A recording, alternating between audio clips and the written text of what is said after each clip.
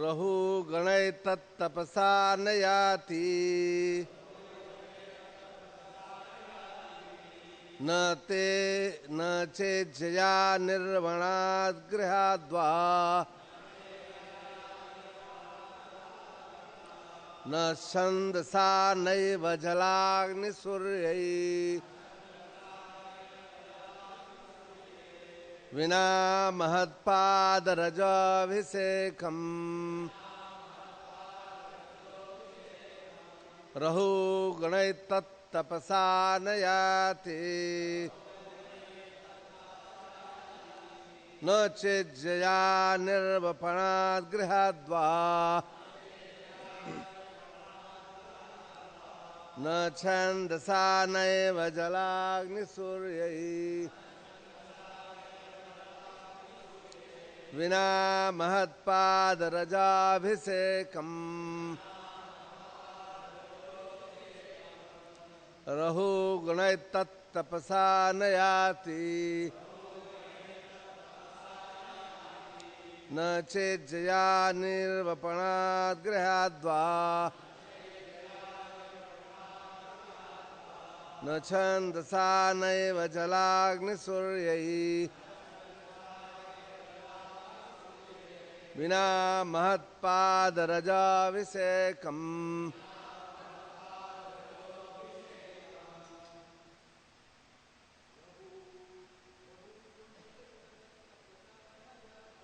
रहो गणै तत्तपसा न याति न चेज्जया निर्वपणाद् गृहाद्वा न छन्दसा नैव जलाग्निसूर्यै विना महत्पादरजाभिषेकम्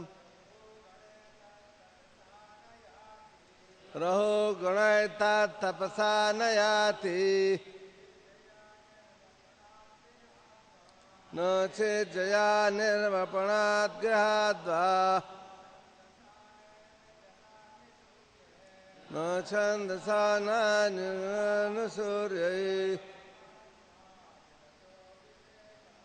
विना महत्पादरजाभिषेकम् रहो गणै तत्तपसा न याति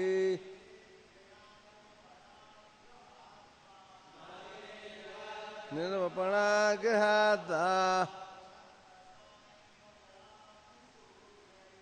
छन्दसा नैव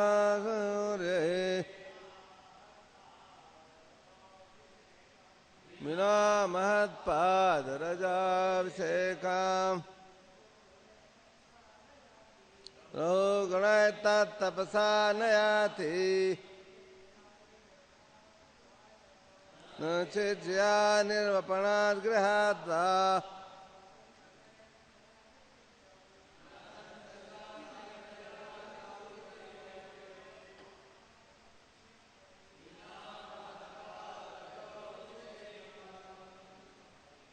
बोलो भाई येलो येलो ड्रेस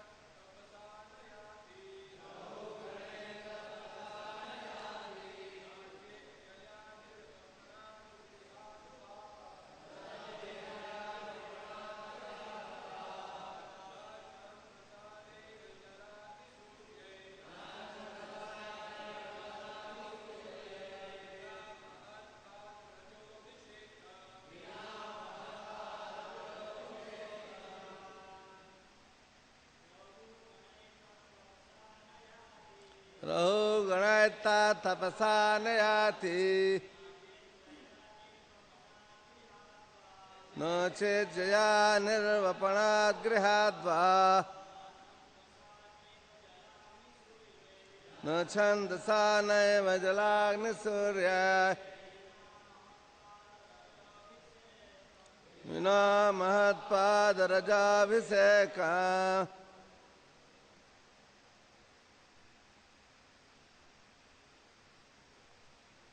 आप भी बोलो भाई, व्हाइट ड्रेस।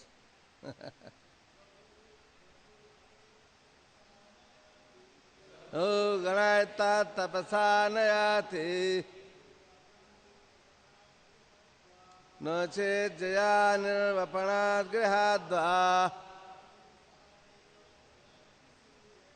न छन्दसा नैव जलाग्निसूर्यैः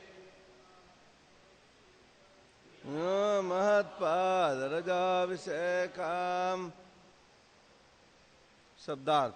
रहुगण, हे राजा रहुगण, एतत् यह ज्ञान तपसा कठिन तपस्या द्वारा न याति नहीं आता न नहीं च भी इज्जया शिव विग्रह की पूजा के लिए महत आयोजन से निर्वपणात् अथवा समस्त सांसारिक कर्तव्यों को पूरा करने और संन्यास ग्रहण करने से गृहात आदर्श गृहस्थ जीवन से वा अथवा न तो छंदसा ब्रह्मचर्य धारण करने या वेदों के अध्ययन से न एव न तो जलाग्नि सूर्य जल तपती धूप या जलती अग्नि में रहकर कठिन तपस्या करने से बिना रहित महत परम भक्तों की पाद रजह चरण धूलि में अभिषेकम शरीर मार्जन स्नान। अनुवाद एवं तात्पर्य श्री श्री भक्ति वेदांत स्वामी श्रील प्रभुपाद जी के। श्रील प्रभुपाद की। हे राजा रहुगण, महापुरुषों के चरण कमलों की धूलि से संपूर्ण शरीर को मलने के लिए बिना परम सत्य की प्रतीति नहीं हो सकती। ब्रह्मचर्य धारण करने, गृहस्थ जीवन के विधि विधानों के अनुपालन, वानप्रस्थ के रूप में गृह त्याग अथवा संन्यास ग्रहण करने या शीत ऋतु में जल में घुसकर घोर तपस्या करने या ग्रीष्म में अग्नि से घिरे रहने, झुलसती धूप में पड़े रहने जैसी कठिन तपस्याओं से परम सत्य की प्रतीति नहीं हो सकती। परम सत्य को जानने के और भी अनेक साधन हैं, किंतु परम सत्य उसे ही प्राप्त होता है जिसे किसी महान भक्त का अनुग्रह प्राप्त हो। तात्पर्य। केवल विशुद्ध भक्त की कृपा को दिव्य आनंद की वास्तविक ज्ञान प्रदान कर सकता है। वेदो दुर्लभम अदुर्लभम आत्मभक्तौ। केवल वेदों के आदेशों के पालन से आत्मसिद्धि नहीं प्राप्त हो सकती। मनुष्य को विशुद्ध भक्त के पास पहुंचना होता है। अन्याभिलाषिता शून्यम ज्ञान कर्मानावृतम। ऐसे भक्त के अनुग्रह से परम सत्य कृष्ण और उससे उनके संबंध को समझा जा सकता है। भौतिकवादी व्यक्ति कभी कभी सोच बैठता है कि पुण्य कर्म करके घर पर ही रह करके या ही परम सत्य को समझा जा सकता है। इस श्लोक में इसको अस्वीकार किया गया है। न ही कोई ब्रह्मचर्य के नियमों का पालन करके परम सत्य को जान सकता है। मनुष्य को केवल शुद्ध भक्त की सेवा करनी होती है, इसे परम सत्य समझ में आ जाएगा। ओम अज्ञान तिमिरंधस्य ज्ञानंजन शलाकया चक्षुरुन्मीलितं येन तस्मै श्री गुरुवे नमः। श्री चैतन्य मनोभीष्टं स्थापितं येन भूतले स्वयं रूप कदा मह्यं ददाति स्वपदान्तिकां।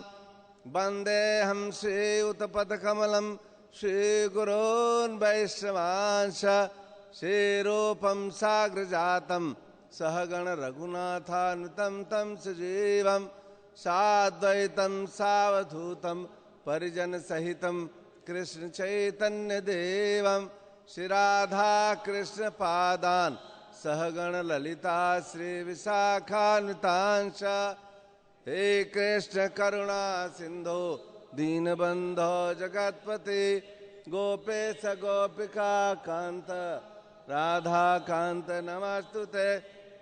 तप्त कांचन गौरांगी राधे वृंदावनेश्वरी वृषभानुसुते देवी प्रणमामि हरिप्रिये।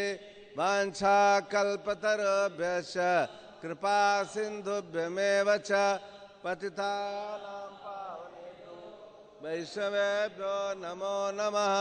जय श्री कृष्ण चैतन्य प्रभो नित्यानंद श्री अद्वैत गदाधर शिवासादि गौर भक्त वृंद।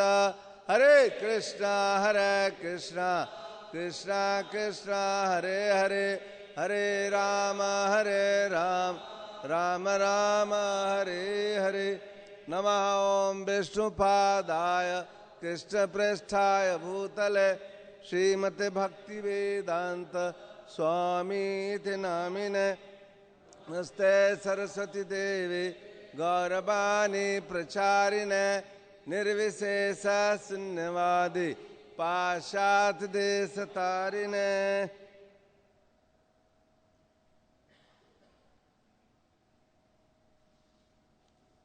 रहुगणै तत्तपसा न याति न चेज्जया निर्वपणात् गृहाद्वा न छन्दसा नैव जलाग्निसूर्यै बिना महत्पादरजोऽभिषेकम्। हे राजा रहुगण, महापुरुषों के चरण कमलों की धूलि से संपूर्ण शरीर को मलने के लिए बिना परम सत्य की प्रतीति नहीं हो सकती। ब्रह्मचर्य धारण करने, गृहस्थ जीवन के विधि विधानों के अनुपालन, वानप्रस्थ के रूप में गृह त्याग अथवा संन्यास ग्रहण करने, या शीत ऋतु जल में घुसकर घोर तपस्या करने, या ग्रीष्म में अग्नि से घिरा रहने, झुलसती धूप में पड़े रहने जैसी कठिन तपस्याओं से परम सत्य की प्रतीति नहीं हो सकती। परम सत्य को जानने के और भी अनेक साधन हैं, किंतु परम सत्य उसे ही प्राप्त होता है जिसे किसी महान भक्त का अनुग्रह प्राप्त हो।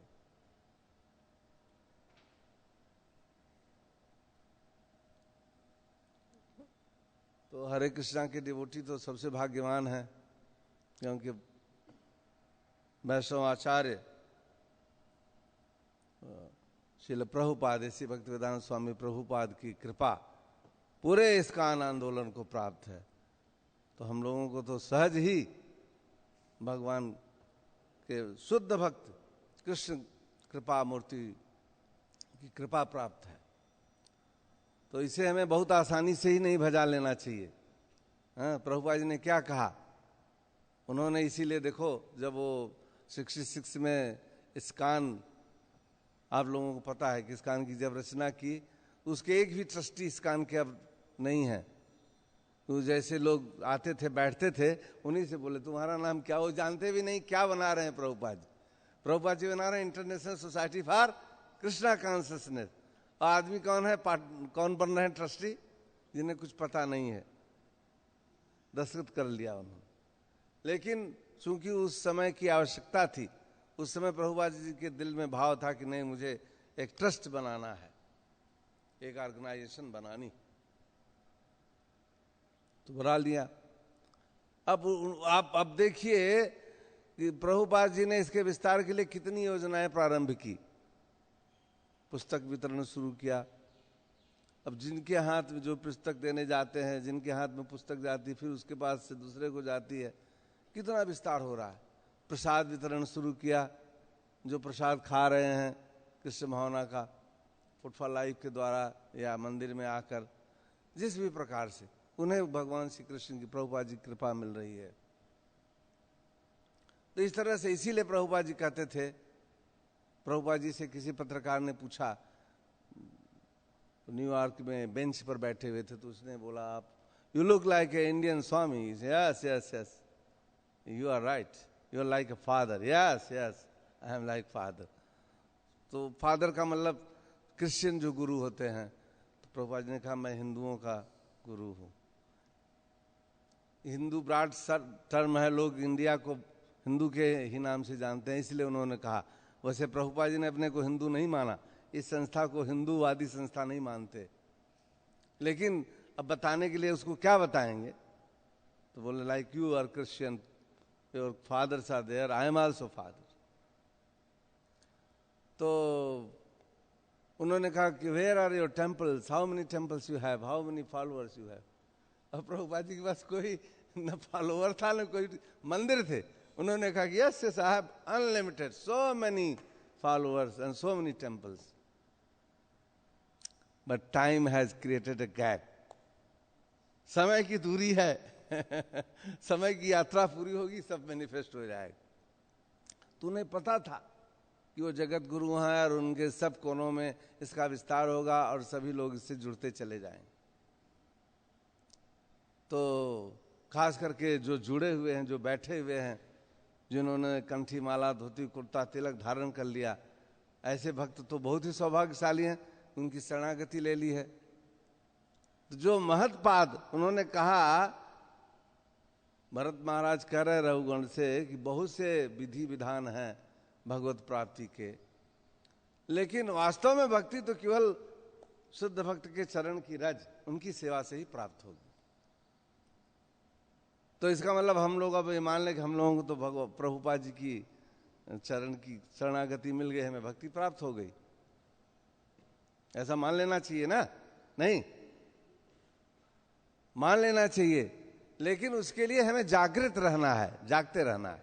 कैसे जागेंगे हम? जो उन्होंने नियम दिया उसका अक्षरशः पालन करके। उन्होंने कहा कि 16 राउंड, 16 राउंड का मतलब 16 राउंड, ये नहीं कि चलो 2 माला बच गई कल कर लेंगे, उसकी फी बच गई फिर तीसरे दिन कर लेंगे, नहीं। तो जो उन्होंने नियम दिया, जैसे हमारे जिन्नामित प्रभु हैं, आदर्श फॉलोअर, जो उन्होंने कह दिया मक्षिका स्थाने मक्षिका, एक तिल इधर से उधर नहीं, लेफ्ट राइट नहीं,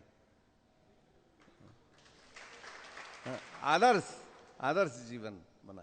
क्योंकि ये जो सोसाइटी है, प्रभुपाद जी ने आइडियल सोसाइटी बनाया। उन्होंने कहा, अगले श्लोकों के तात्पर्य में आप देखेंगे, वो कह रहे हैं कि हमने इस कान इसीलिए बनाया हुआ है कि जिससे कि जो दूसरे लोग हैं तो इस संत प्रवृत्ति का, इस भक्ति का ये जो आदर्श है महत्पाद, इस आदर्श का दूसरों को समझा सकें और उसी तरह का जीवन जी सकें। तो अभी आप देखेंगे, अभी गुरु पूर्णिमा बीत गई 5 तारीख को ना, कितने जाली गुरु बैठे हुए हैं संसार में, हाँ? बस पेंशन दे रहे हैं, लो भाई आ जाओ आ जाओ, दीक्षा ले लिया, हो गया, बस डन। इतना ही नहीं, एक ही माइक से 50 मंत्र दे रहे हैं। क्या तुमको देवी जी पसंद है तो हम ठीक चामुंडाई विषय कर दो तुम, हाँ? अगर बोलेंगे, बोलो तुम्हें कृष्ण भक्त, तुम्हारे मन में अपने अपने इष्ट को ध्यान रखो, मंत्र बोलता हूं उसी हिसाब से पकड़ लो इसको। न गुरु को पता है चेला कौन है, न चेले को पता है गुरु कौन है, ये भी नहीं पता कौन सा मंत्र दिए हैं, ये भी नहीं पता उस मंत्र का गंतव्य स्थल कहां है, दे रहे। हरे शिष्य धन, शिष्य का धन हर ले रहे हैं, ऐसे गुरु हैं। इन्होंने प्लेटफॉर्म बनाया हुआ है, जैसे वो पैसा दूहने वाली मशीन है, शिष्य को बना लिए छे, आ जा बेटा आ जा, ले आ, दे कुछ दक्षिणा रख यहाँ पर, सब कल्याण हो जाएगा।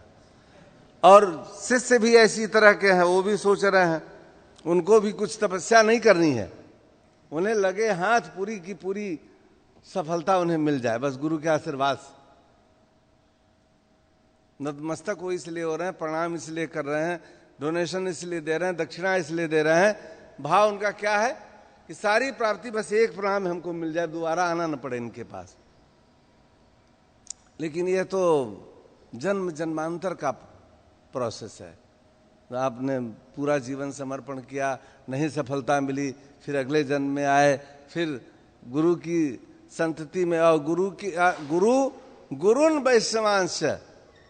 देखिए गौड़ी वैष्णव परंपरा में गुरु का मतलब एक गुरु नहीं है, गुरुन, आचार्यों के आचार्य, अर्थात पीछे तक जाइए चैतन्य महाप्रभु, फिर पीछे कृष्ण तक।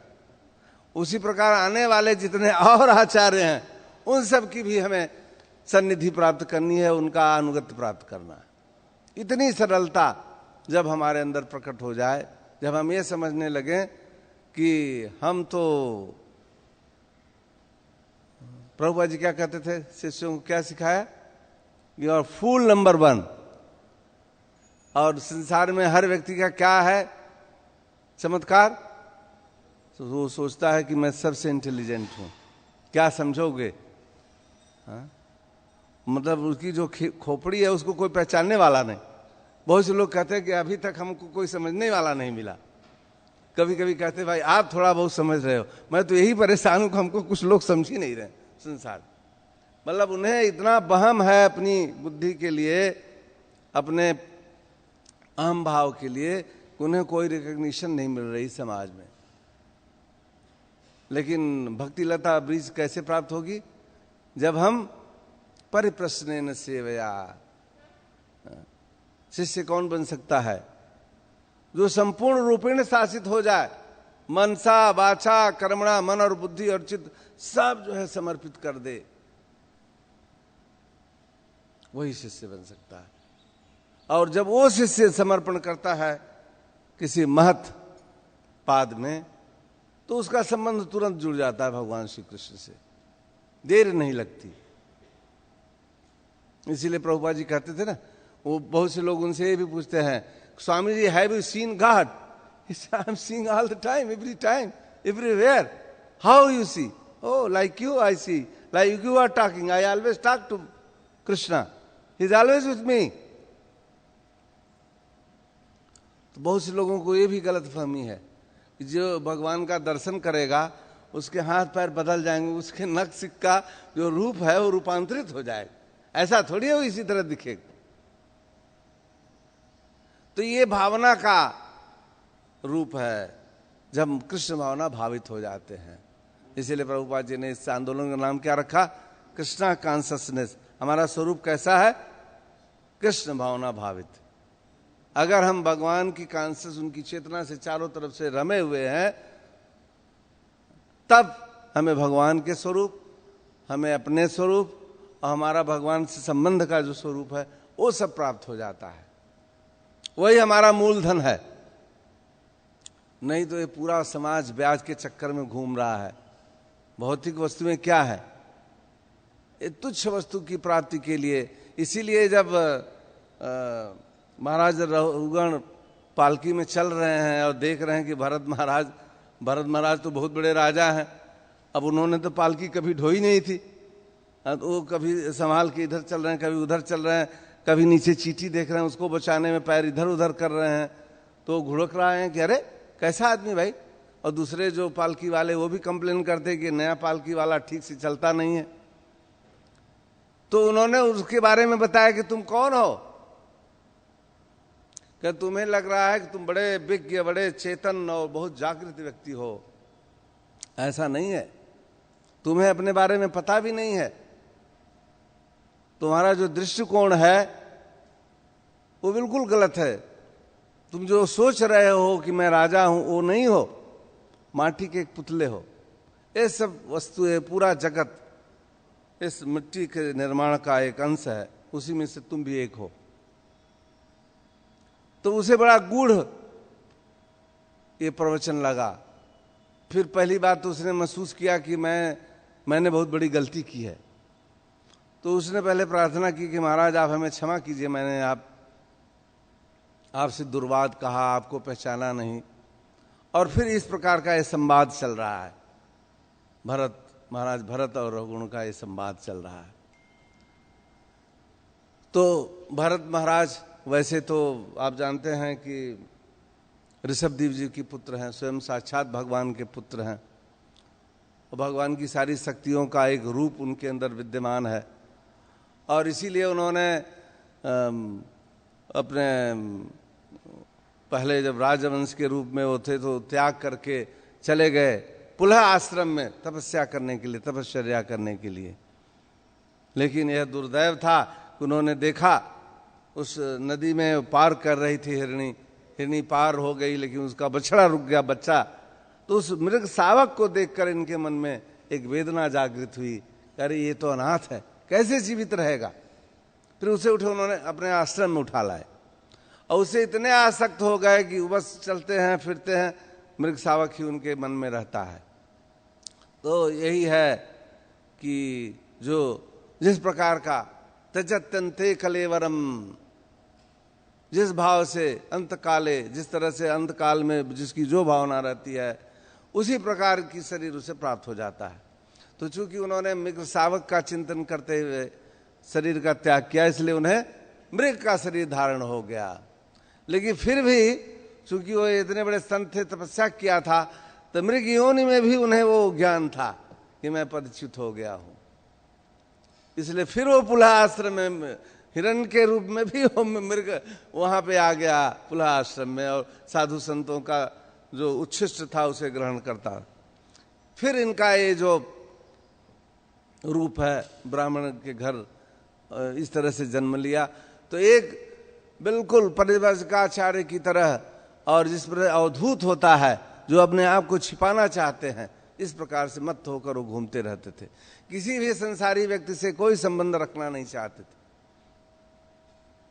और उन्होंने अपने इस प्रवचन में ये भी बताया कि वास्तव में इस संसार में जो सबसे बड़ी संपत्ति है वो किसी सत्संगी व्यक्ति, किसी महत् पुरुष के संग से ही प्राप्त होती है, और वो तभी सुव्यवस्थित हो सकती है जब हम कुसंग से बचे रहें।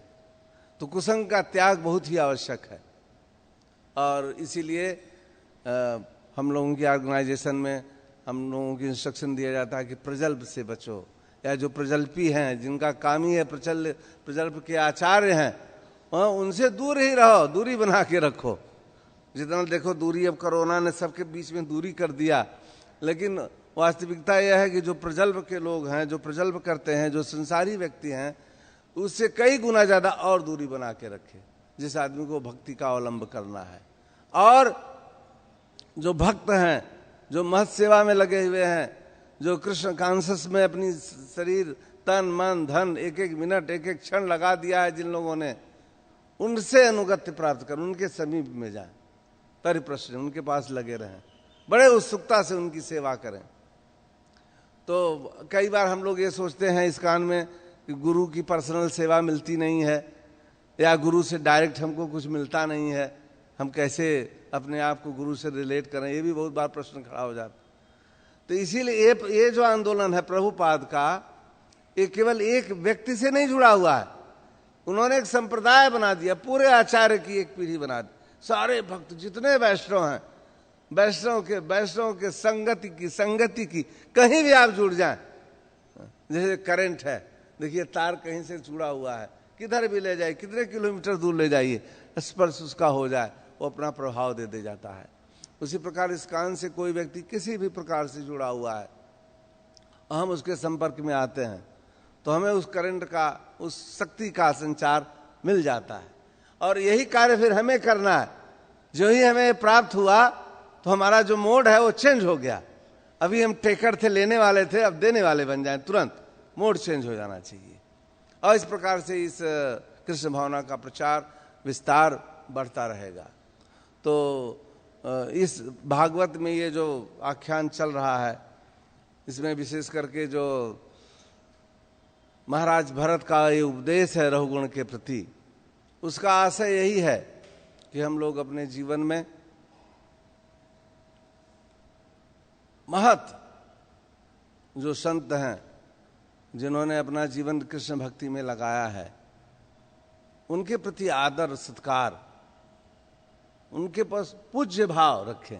ये भी एक बहुत बड़ी तपश्चर्या है। बहुत से लोग सोचते हैं कि अरे मैं अपना 16 माला जप रहा हूँ, भगवान का दर्शन कर रहा हूँ, मंगल आरती जा रहा हूँ, हमको क्या मतलब है किसी से।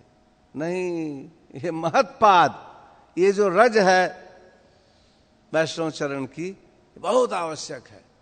नहीं तो फिर हम वही रिपीट करके बार बार आएंगे, बार बार जाएंगे, मंगल आरती जाएंगे, मंगल आरती से आएंगे, प्रसाद खाएंगे, टाइम टाइम से प्रसाद की घंटी बजते ही पहुंच जाएंगे। देखिए ये चलता रहेगा। हमारा जो उद्धार है, भगवत चरण की जो प्राप्ति है, श्री कृष्ण के चरण की जब रज है, गोलोक का जो प्रवेश है, वो तभी संभव होगा जब ये महत पुरुष हमारे ऊपर अनुग्रह करेंगे, कृपा करेंगे। इसलिए इस बात का हमें अवश्य ध्यान रखना चाहिए कि हम अपने संगति में, साधुओं की संगति में हम किस प्रकार से उनकी सेवा करके किस प्रकार से उनकी कृपा को प्राप्त कर सके। कृपा प्राप्त करना बहुत आवश्यक है। कृपा का आंदोलन, कृपा इसमें बरस रही है, लेकिन कृपा प्राप्त करने की उत्सुकता होनी चाहिए। उत्साह निश्चय धैर्य तत्त कर्म प्रवर्तनात्। तो भक्तिपूर्ण सेवा के लिए जो उत्साह है, उसमें एक सेवा ये भी है कि हमारे अंदर उत्साह हो कि हम भक्तों की कृपा प्राप्त कर सके। बिना कृपा के हमें भगवत धाम का जो दरवाजा है उसकी चाबी नहीं मिलेगी। कृपा is the key, blessing is the key. तो अगर हमें चाहिए अंदर जाना है, अगर हमें लगना है नहीं नहीं हम इसी प्रकार से नियमाग्रही बन करके रोज नियम पालन करेंगे और अपना 16 माला जप करेंगे, वो भी अच्छा है, वो आपको कम से कम गिरने नहीं देगा, आप भौतिक संसार से बचे रहोगे। लेकिन इस उद्देश्य से हम यहाँ नहीं आए। हमारा उद्देश्य है कि हमें भगवान श्री कृष्ण का प्रेम प्राप्त हो। तो प्रेम प्राप्ति के लिए जो प्रेम प्राप्त व्यक्ति हैं, जो प्रेम, जिन्होंने प्रेम को प्राप्त कर लिया है, उनका अनुगत्य, उनके चरण की रज हमें अवश्य प्राप्त करनी पड़ेगी। और अगर हम ये सोच रहे हैं कि नहीं, कभी कभी ऐसे भी मन में भाव आ जाता है कि ये सब तो ऐसे हैं, नाम के वास्ते हैं, हम जूनियर हैं तो क्या हुआ, हम नियम बहुत अच्छी तरह से पालन कर रहे हैं, काफी आगे बढ़ गए। जिस क्षण आपके मन में ये वृत्ति आ जाए, I am greater than him, I am greater than others, greater बनने की जहां मन में भावना आ जाए, तो आप समझ लेना कि ये माया ने अपना तीर चला दिया है आपके मन में, और उस तीर से आप बच नहीं सकते, और इस तरह से विचलित कर देगी कि आपका जो आध्यात्मिक मार्ग है वो विचलित हो जाएगा। इसलिए आप हमेशा इस मंत्र को जपते रहे, जैसे हरे कृष्णा, तो ये भी जगह कि आई में फूल, आई में फूल, आई में फूल, मैं मूर्ख हूं, मैं मूर्ख हूं, मैं मूर्ख हूं। जिससे ये याद रहे कि नहीं नहीं, दूसरे लोग हमसे समझदार हैं, उनका गाइडेंस हमें चाहिए। जब हम दूसरों से कुछ जानने की कोशिश करेंगे, जब दूसरों का आशीर्वाद प्राप्त करना चाहेंगे, तभी हमारे अंदर विनम्रता आएगी। जब हम ये मान के चलेंगे ऑटोमेटिक, नहीं हमें सब कुछ प्राप्त है, हम सबसे ज्यादा जानते हैं, फिर हम दूसरों से कभी सीख ही नहीं सकते।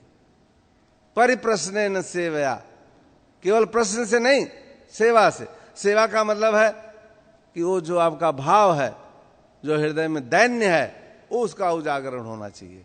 वो जब उजागर हो जाएगा तभी हम सेवा के लिए प्रस्तुत होंगे। ऐसी कोई सेवा नहीं चाहिए भक्तों को कि नहीं नहीं आप जाओ 1 घंटा किसी भक्त के शाम की मसाज करो, शरण की धूली, ये नहीं है। सेवा एक भाव है, सेवक सेव्य भाव है, अंदर से भावना रहनी चाहिए कि नहीं ये हमारे आदरणीय हैं, इनसे मैं कुछ सीख सकता हूं, और इनके अनुग्रह से, इनकी कृपा से हमारे जीवन में कुछ चेतना जागृत हो सकती है। ये मुमुक्षुत्व भाव रहना चाहिए कि हमें आगे बढ़ना है, हमें भगवान की कृपा प्राप्त करनी है, वैष्णवों के कृपा से ही हमें ये प्राप्त होगी। जब ये भाव रहेगा तब आप देखोगे कि आपकी जो ट्रेन है सुपर फास्ट चलेगी, सुपर फास्ट। और नहीं तो फिर माया का ब्रेक तो लगा है, हर जगह लगा हुआ है। You are the greatest, you are the greatest. फिर रुक जाएंगे, जहां पर आप खड़े हैं उसी जगह आप स्तब्ध हो जाओगे, चाल हमारी वहीं पे स्टॉप हो जाएगी। तो इसीलिए हम भक्तों के संग में रहते हैं, क्योंकि भक्त कभी छिपाते नहीं, वो कभी दुविधा में नहीं डालते। जब हमें देखते हैं, एक दूसरे को देखते हैं हम कि नहीं ये थोड़ा पद विचलित हो रहे हैं, तो हमें निसंकोच उनसे कहना चाहिए कि प्रभु जी आपकी चाल थोड़ी टेढ़ी चल रही है इस समय, हाँ कुछ है, गड़बड़ चल रहा है मामला। तो फिर उन्हें ज्ञान हो जाता है, क्योंकि भक्त के सबसे बड़े लक्षण एक ये भी है कि वो अपनी गलती को तुरंत ही मान जाता है और समझ भी जाता है। यही नहीं कि मान जाता है, सुन लिया हो गया, तुरंत उसको सुधारने के लिए तत्पर हो जाता है कि नहीं नहीं आपने ठीक कहा, हम जो है पदच्युत हो रहे थे, आपने मुझे बचा लिया।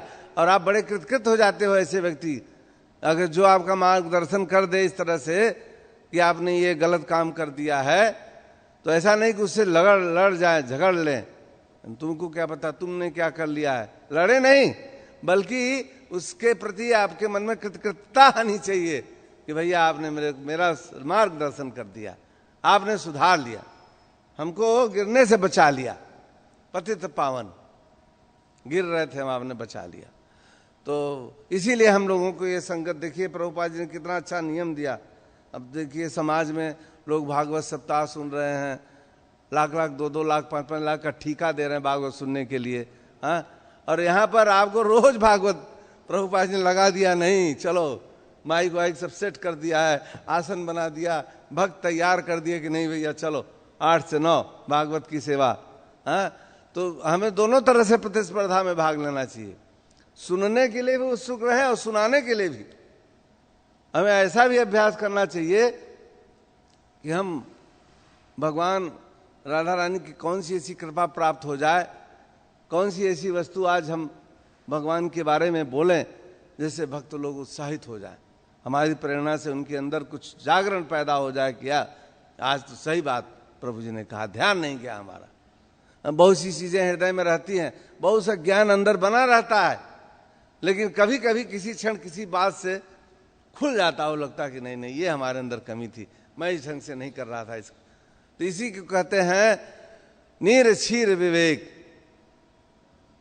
हम अपने लिए भी अपना आत्मचिंतन करें, रोज अपने बारे में थोड़ा समय हमें अपने साथ देना चाहिए, रोज अलग से कि आज हमने क्या सही काम किया, क्या गलत किया, आज हमने कौन सी सेवा की, कौन सी महत्वपूर्ण सेवा की।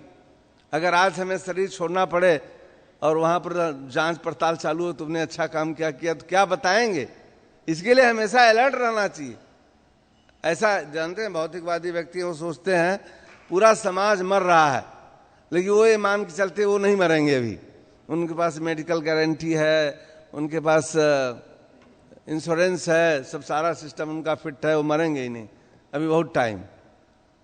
लेकिन भक्त को क्या चाहिए, वो हर क्षण तैयार रहे कि हमारी सेवा कभी भी ट्रांसफर की जा सकती है, इस मंदिर से उस मंदिर, इस धाम से दूसरे धाम, हाँ इस लोक से दूसरे लोक,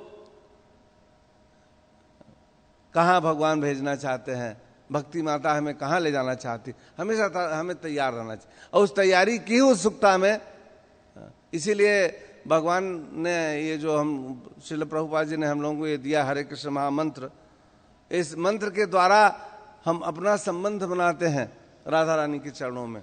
इसी यही जब करते हैं ना, हरे कृष्ण, हे राधा रानी, हे ठाकुर जी की प्रेयसी, आप कृपा करके आप हमें भगवान की सेवा में लगाइए, यही प्रार्थना कर रहे हैं।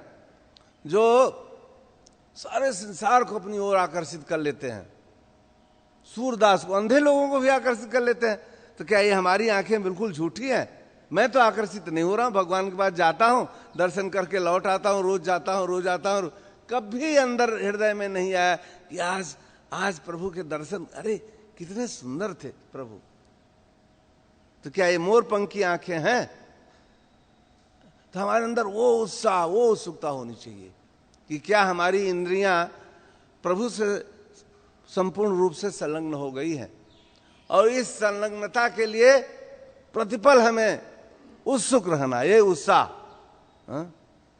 और उत्साह के लिए हमें लौल्य चाहिए, क्रियते, कितना भी धन खर्चा करना पड़े, और भगवान के प्रेम के प्रति अगर हमारे अंदर लौल्य मिल जाए तो उससे आदमी को चूकना नहीं चाहिए। लौल्यम, लौल्य कहाँ मिलेगा? मार्केट प्लेस किधर है लौल्य का? उन साधुओं के पास जो ऑलरेडी भगवान श्री कृष्ण से अटैच है। जब आप ऐसे लोगों के साथ बैठते हैं जो भगवान के साथ, जिनका इतना घनिष्ठ संबंध है, एक क्षण भी भगवान की सेवा के अलावा किसी को नहीं देते, एक सेकेंड। तो जब हम ऐसे लोगों के साथ मिलते हैं, बैठते हैं, उनसे बात करते हैं, उनसे संपर्क स्थापित करते हैं, उनकी सेवा करते हैं, उसी क्षण हमारे मन का जो सेवा भाव है वो जागृत हो जाता है। हमको भी लगता है कि नहीं नहीं। इसीलिए देखिए ना भाई, बहुत से लोग जो दीक्षा ले रहे हैं दूसरे दूसरे संप्रदाय में, दूसरे गुरुओं से, उनके अंदर काहे नहीं भक्ति आई, उनके जीवन में क्यों नहीं परिवर्तन हुआ? सालों बीत गए, वो जैसे के तैसे सड़ रहे हैं। और यहां आप देखो, नौजवान लड़के आए 18 साल के, दुधमुहे बच्चे आए, जिसको आप कह सकते हो संसार के लिए तो दुधमुहे हैं। यहां आते ही प्रभुपाद जी की कृपा और संतों का संग मिला, वो इतने प्रफुल्लित हो जाते हैं कि वो जाते हैं, लेक्चर देते हैं, बोलते हैं, उनको सुनने के लिए लोग लालायित रहते हैं। देखिए अभी वो जो वहाँ बम्बई में है, गौर, क्या नाम है भैया? गुरु गौरंग, क्या नाम है? गौर गोपाल प्रभु। बताओ, उनके लिए लोग अब हम लोगों से टाइम बुक कर रहे हैं, फोन कर रहे हैं कि भैया हमारे यहाँ उनका लेक्चर करा दो। मतलब ये कैसे हुआ? केवल प्रभुपाद जी कृपा से। प्रभुपाद जी के पास आने से आदमी इस संसार का अद्वितीय व्यक्ति बन सकता है। ये क्षमता है प्रभुपाद जी के पास। आपको जो कुछ भी चाहिए, आप प्रभुपाद जी की सेवा में लग जाओ, मनसा वाचा कर्मणा। आप देखोगे कि जो भी, चाहे वो भौतिक इच्छा हो, चाहे आध्यात्मिक हो, चाहे जैसी भी हो, सबको श्रील प्रभुपाद पूरा कर देते हैं, सबको। बहुत से लोग हैं थोड़ी बहुत देखते रहते हैं, यार हमारी घड़ी बड़ी खट्टी है एकदम, हरे राम हरे कृष्णा में आएंगे, देखो ऐसी चमचमाती घड़ी मिलेगी, 10 आदमी आके बोलेंगे महाराज थोड़ी सेवा का अवसर हमको भी दीजिए। मतलब जो आपके मन में पाप का, पुण्य का कैसा भी भाव आएगा, प्रभुपाद जी के पास आने मात्र से आप देखोगे कि भौतिक वस्तुओं का भी अगर मन में आपके लोभ है, उसकी तरफ भी। अब बाद में तो आप जानते हो, जब आदमी आध्यात्मिक व्यक्ति बन जाता है, अध्यात्म की वास्तविक परिभाषा जब प्राप्त हो जाती है, तब उसे पता चलता है कि अरे ये क्या है, ये तो कांच के टुकड़े हैं।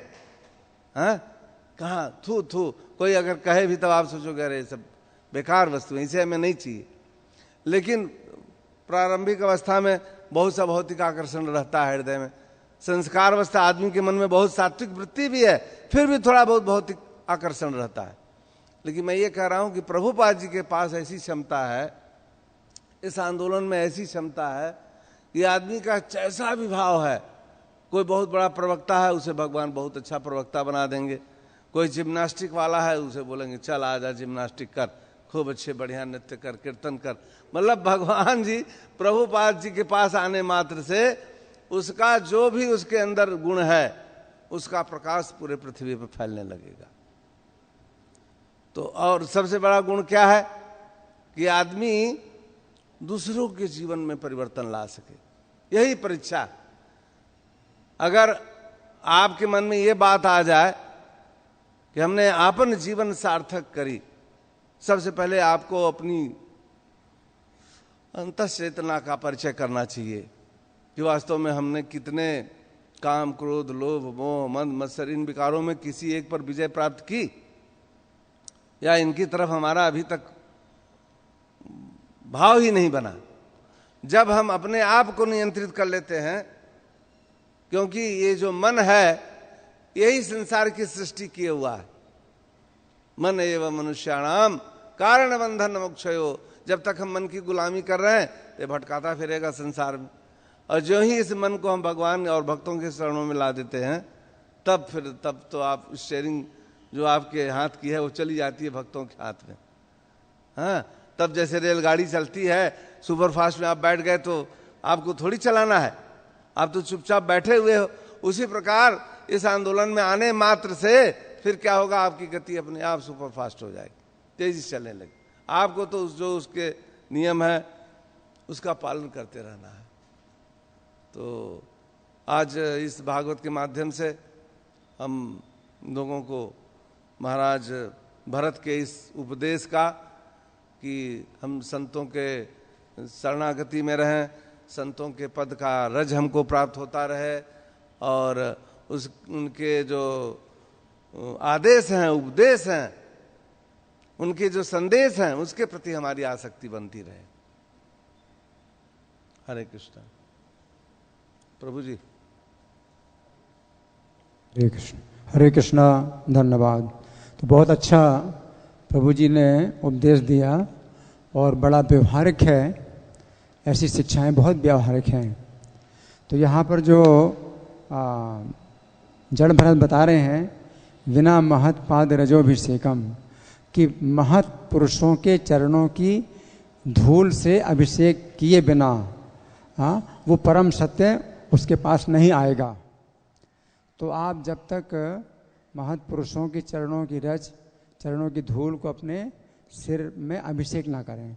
अब इसका ये मतलब नहीं है, अभिषेक का मतलब स्नान करना, कि एक बाल्टी जो है धूल मंगा लो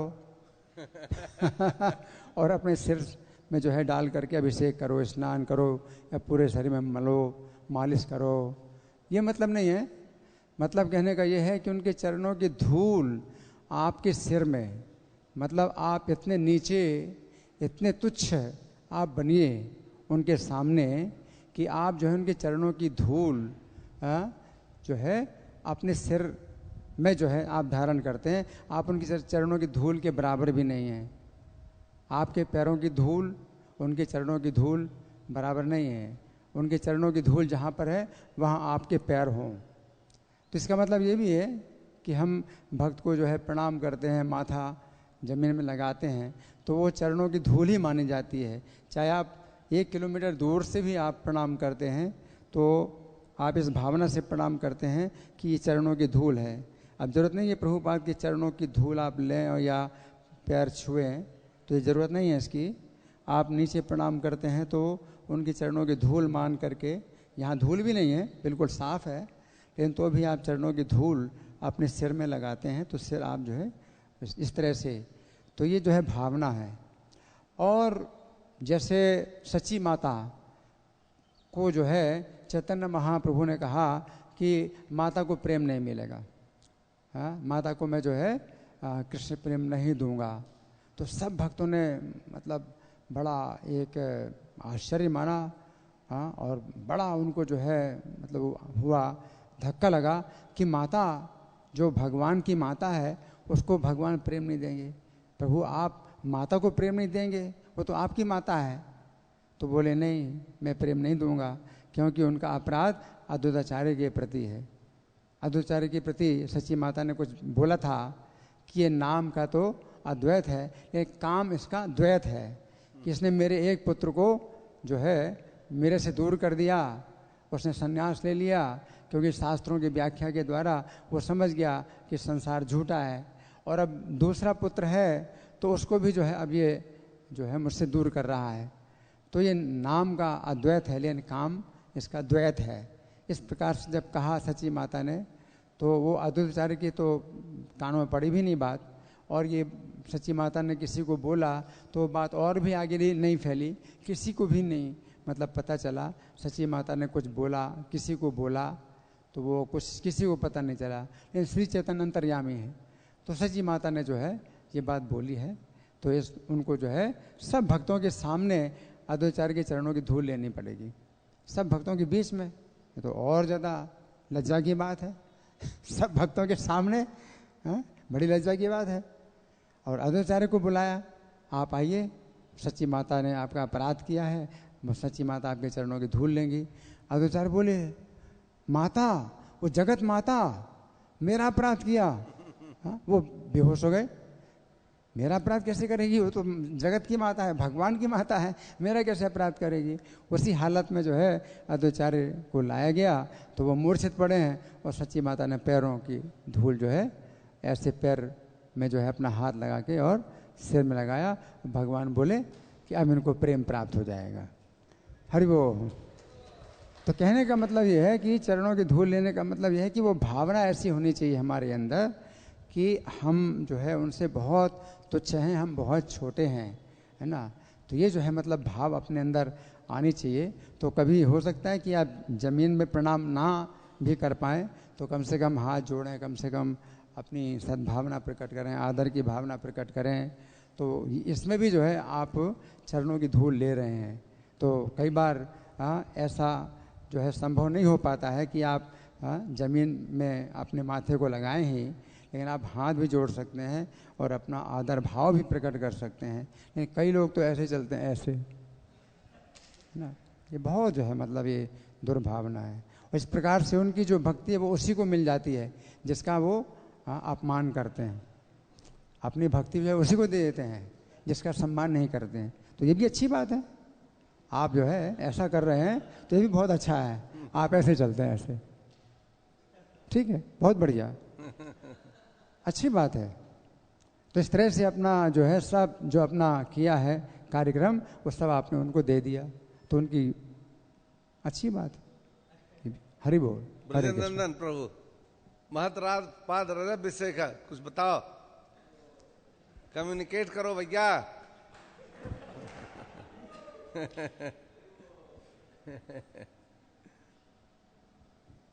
ये भाव तो बहुत ही अच्छा है, विनम्र भाव तो होना ही चाहिए, क्योंकि हमारे जो वैष्णव उनका आभूषण ही है सरलता, विनम्रता, मधुर वाणी, है ना। और ऊंट की तरह ऐसे चलना ये वास्तव में अच्छा नहीं। जैसे ऊंट होता है, ऊंट ऐसे चलता है ना। या शुतुरमुर्ग की तरह से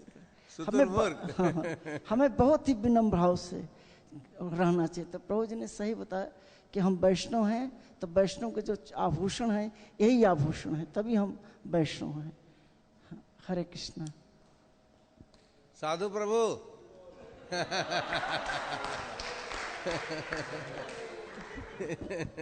ये क्या बात है, भाव तो कुछ है भैया, शिक्षा दो। रमन रमन रूपा को दे दो भैया, रमन रूपा। रमन रूपा का भाव क्या है? महत्पाद हृदय अभिषेक है। हरे कृष्णा। थैंक यू प्रभु जी। मैं तो यही समझ पाया हूँ कि हमारी कॉन्शियसनेस जो है वही मोस्ट इम्पॉर्टेंट है हमारी कृष्ण भक्ति के लिए। अगर कॉन्शियसनेस हमारी सेवा भाव की और सरल नहीं है तो हम भक्ति में आगे नहीं बढ़ सकते। आपने जो कहा सब सत्य है, बहुत अच्छी बातें बताई आपने। I agree.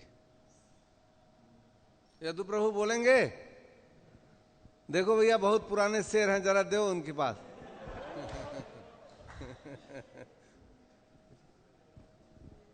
हरे कृष्ण। तो ये तो कुंजी है, मतलब यानी इसकी भगवत भक्ति में बढ़ने की, क्योंकि भक्तों के शरणागत होकर के ही सारा जो है रहस्य है वो स्पष्ट होता है, और वो स्पष्ट किया गया श्लोक में। पाद रजो अभिषेकम। तो क्योंकि जैसे आपने कहा कि कृष्ण कृपा मूर्ति तो जो वो है, these pure devotees are manifestation of mercy of the lord, और उनका जो भी संदेश होता है, उनका जो भी, उसको हम जीवन में अपना लें तो उससे निश्चय ही हमारा अंतःकरण जो पूर्ण शुद्ध हो सकता है, और जो सही स्थिति है जो जीवन की, जो जीवन स्वरूप है कृष्ण नित्य दास, उसमें हम स्थित हो सकते हैं। और इस प्रकार ये कृपा जो है आगे भी दी जा सकती है उन्हीं आचार्यों की कृपा से, और यही कृष्ण भावनामृत का लक्ष्य है। और ये इस प्रकार जो कृपा जो है पूरी विस्तृत रूप में बढ़ रही है। हरे कृष्णा। हरे कृष्ण। श्रील प्रभुपाद की, श्रीमद् भागवत महापुराण की, बोल परमानंदे।